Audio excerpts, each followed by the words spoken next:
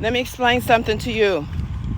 If you don't live in North Carolina, if you don't live in Tennessee, if you don't live in Florida, if you don't live in Georgia, don't you think that what those states and other states are experiencing right now from the hurricane, don't you think that it can't happen to you?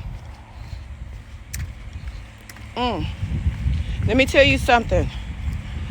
Don't get comfortable and think that it can't happen to you. What I see from afar, one of the law enforcement individuals said that it's similar to biblical days. Ooh. And so what I just see on the news and on social media, I'm not there, but what I see with my eyes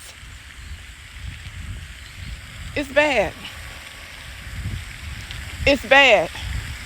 So don't you think, because you're not in those states where Hurricane Helene hit, don't you think it can't happen at your front door, in your backyard, on your block? And to think there are still individuals who don't believe in God and don't believe in the Bible and think that the Bible is a fictitious book.